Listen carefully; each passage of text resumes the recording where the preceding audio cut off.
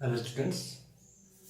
Daily की तरह जो न्यूमेरिकल सीरीज चल रही थी अपनी 12th क्लास केमिस्ट्री और चैप्टर था अपना सॉल्यूशन, उसमें मैं आज आपके लिए लेके आया हूँ एग्जाम्पल 2.7। देखो प्रश्न क्या है।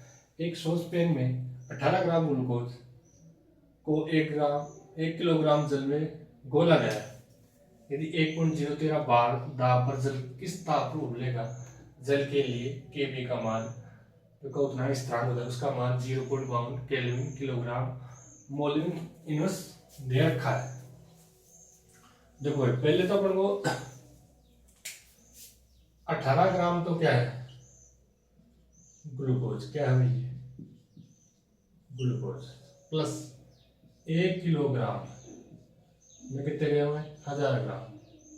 तो जो कम है तो वो तो क्या है हमारा विलय, और ज्यादा है वो क्या है विलायक। जिसकी मात्रा कम है उसको तो विलय मानेंगे अपन, और जिसकी मात्रा ज्यादा है उसको विलायक। 18 ग्राम को किस में घोल रखा है, 1000 ग्राम जल में घोल रखा है।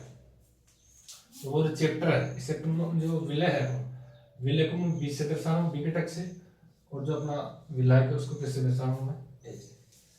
अब वो पूछ रहा है जल किस ताप पर उबलेगा, जल के लिए Kb का मान 0.5 केल्विन किलोग्राम मोलिनस दे रखा है। कल्पनांक उन्नयन डेल्टा टीबी प्रश्न में चैप्टर में आया होगा आप, डेल्टा टीबी कल्पनांक में उन्नयन फॉर्मूला है Kb WB गुणा 1000 MB गुणा WA। बी तो क्या है विलय, मतलब क्या होगा विलय का मोलर मास। W क्या है, ए क्या है विलायक, विलायक का बार। V क्या है विलय, तो विलय का क्या हो गया ये बार। देखो भाई अपने लिखा डेल्टा टीबी बराबर Kb का मान अपना ऑलरेडी प्रश्न में दे रखा है 0.52। W है विलय का भार, तो विलय क्या अपने पास ग्लूकोज 18 ग्राम दे रखा गुणा 1000। ठीक है, नीचे MB विलय का मोलर मास। अब विलय कौन है इसमें, ग्लूकोज है, क्या है भाई ग्लूकोज C6H12O6 मोलर मास निकालना है इसमें। अच्छा तो क्या है कार्बन, अच्छा तो क्या है कार्बन, 12 कितना है हाइड्रोजन, और 6 कितने हैं इसमें ऑक्सीजन। कार्बन का परमाणु भार कितना होता है 12, एक 12 गुणा 6 12 6 72। हाइड्रोजन का एक होता है तो 12 हाइड्रोजन के लिए 12 गुणा 1 बराबर 12। ऑक्सीजन का परमाणु भार 16, तो 16 के 6 के लिए तो 16 गुणा 6 16 से 96। जब आप सभी का ऐड करोगे तो अपने पास क्या आएगा 180, तो मोलर मास क्या आ गया 180। नीचे लिखा मैंने 180।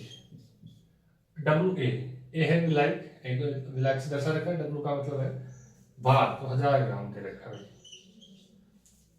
हटाओ 1000 से 1000 कैंसिल, 18 से 18 कुल मिला के नीचे क्या बचा 10, तो अपने पास आंसर क्या आ गया 0.01 केल्विन आ गया। ये तो अपने पास आ गया डेल्टा टीबी।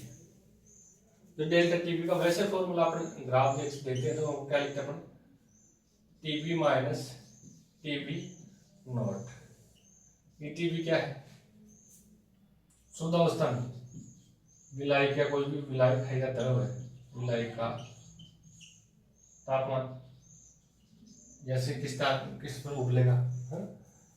तो जल के लिए वो सामान्य तो 100 सेंटीग्रेड क्या होता है 100 सेंटीग्रेड। लेकिन अपन को प्रश्न में क्या दे रखा है 1.013 बार पर, इस पर अपन इसमें क्या ऐड करेंगे 273.15 केल्विन और ऐड करेंगे, तो कुल मिलाकर कितना भाई 373.15 केल्विन। किसका जाएगा ओनली विलय का शुद्ध अवस्था में।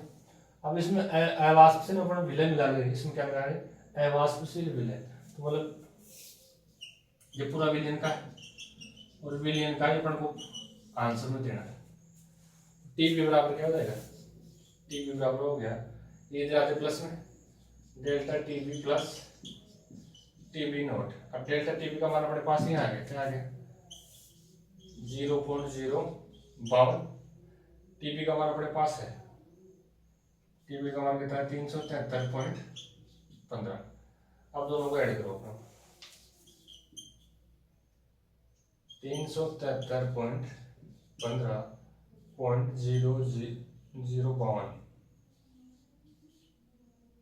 नीचे क्या पड़ेगा इतना ही है, फोन के पॉइंट इसको जीरो लगा दो ताकि कंफ्यूजन ना हो। यहाँ भी मैं जीरो कर देता हूँ।